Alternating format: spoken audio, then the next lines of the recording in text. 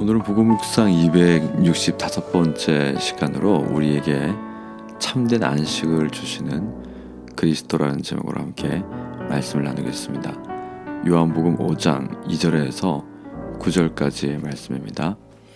예루살렘에 있는 양문 곁에 히브리 말로 베데스다라 하는 못이 있는데 거기 행각 5이 있고 그 안에 많은 병자, 맹인, 다리 젖는 사람, 혈기 마른 사람들이 누워 물의 움직임을 기다리니 이는 천사가 가끔 못에 내려와 물을 움직이게 하는데 움직인 후에 먼저 들어가는 자는 어떤 병에 걸렸든지 낫게 되밀어라.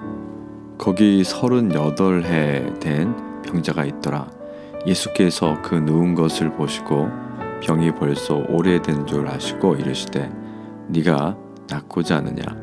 병자가 대답하되 주여 물이 움직일 때에 나를 못에 넣어주는 사람이 없어서 내가 가는 동안에 다른 사람이 먼저 내려가나이다.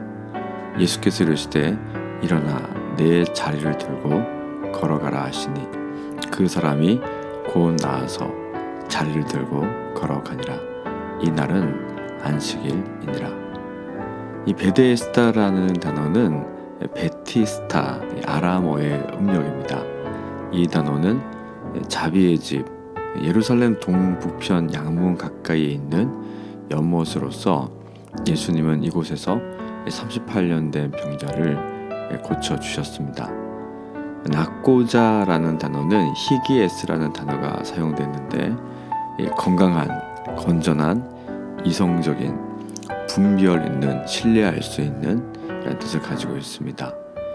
안식일이라는 단어는 삽바톤이라는 단어가 사용되었고 유대 달력에서 안식과 여호와를 예배하는 날로 지정된 한 주간의 7째 날, 하나님의 창조에 나타난 하나님의 은혜는 사람들이 하나님을 예배하는 동기가 된다는 의미에서 사용되었고 하나님의 은혜를 기억하고 하나님을 알므로 예배하고 하나님의 복을 받는 날이라고 생각했습니다.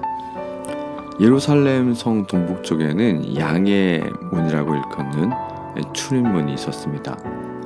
그리고 양문과 가까운 곳에는 베데스다라는 연못이 있었는데 이 베데스다는 자비의 집이라는 뜻이 있습니다. 당시 베데스다 연못에는 많은 병자들이 모여 있었습니다.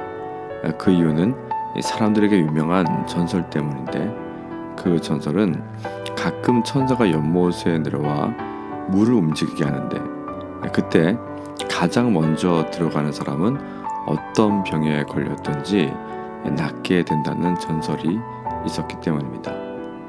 그래서 베데스다 연못 근처에는 항상 각종 병에 걸린 사람들로 가득했습니다.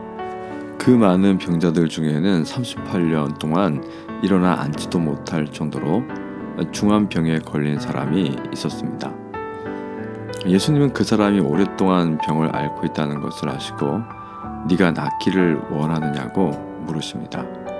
그러자 병자는 물이 움직일 때 자신을 연못에 넣어주는 사람이 없어서 항상 다른 사람이 먼저 연못에 내려간다고 말합니다. 그러자 예수님은 그 사람에게 일어나 내 자리를 들고 걸어가라고 말씀하셨고 그는 곧 자리에서 일어나 걸었습니다. 그리고 성경은 이 일이 안식일에 일어난 사건이라고 말씀합니다. 안식일은 어떤 날입니까? 유대인들이 하던 일을 멈추고 쉼을 얻고 하나님의 은혜에 감사하며 예배하는 날입니다. 하지만 그 안식일에 많은 병든 자들이 연못에 앞다투어 들어가려고 모여 있었습니다.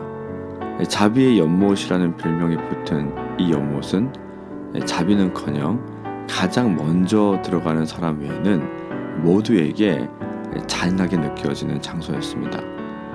그 중에서도 38년 동안 누워만 있었던 병자에게는 결코 닿을 수 없는 신기루와 같은 곳이었습니다. 이 세상은 베데스다처럼 근사한 이름을 가진 곳이 많지만 막상 가까이 가보면 자비가 없습니다. 병들어 고독하고 힘든 사람들에게도 이 세상은 아주 냉정한 곳입니다.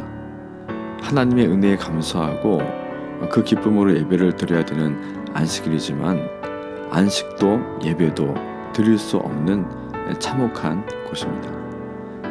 예수님이 이 땅에 오신 이유가 무엇일까요? 주님께서 십자가에서 죽으시고 죽음에서 부활하신 것은 안식일에도 참된 안식과 예배를 드릴 수 없는 우리에게 참된 안식과 기쁨으로 하나님을 예배할 수 있도록 만들기 위해서 그분은 이 세상에 오셨습니다.